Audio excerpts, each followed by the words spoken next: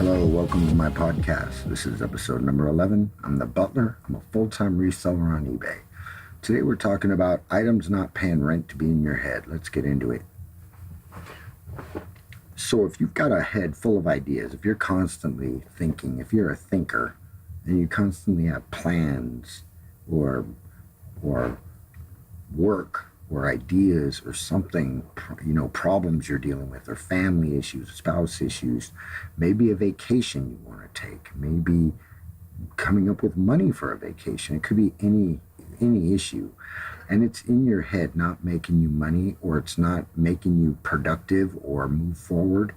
Then you need to get yourself a journal and you need to write it down. You need to, once you get it out of your head, better ideas will come into your head, more productive ideas will come into your head. So as ideas come into your head, you should always write them down. They may seem worthless at the time, but they may come back later and be something you want to look at. So writing things down is always a good thing, but it's also a way to free up all that stuff that's living in your head and not paying you any rent. So a big one that I think eats up a lot of new sellers is when they get on YouTube and they start watching YouTubers talk about items to be looking out for or items to be buying.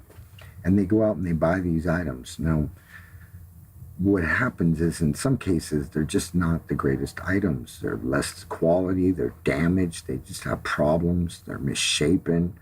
And these buyers, they buy these items, or even worse is when they're cheap.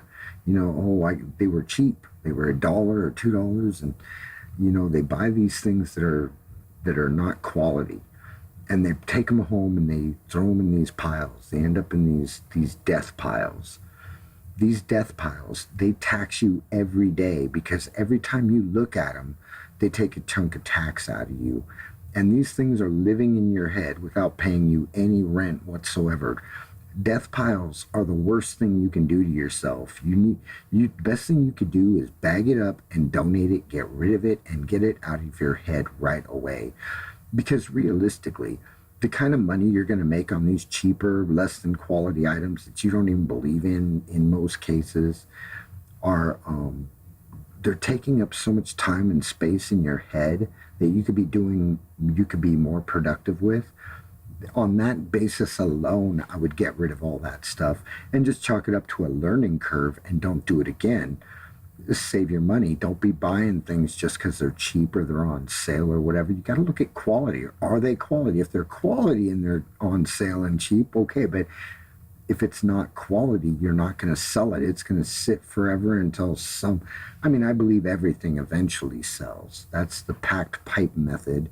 I believe everything sells eventually, but I don't want to sit on stuff for years and years and years. And you just have to start picking better stuff and get it out of your head. Don't create death piles. That's not productive to have things living in your head without paying rent. So write it down. Get these stuffs out of your head so you can bring the stuff into your head that's going to make you money and be more productive for you. And steer clear of the death piles. You cannot create value there.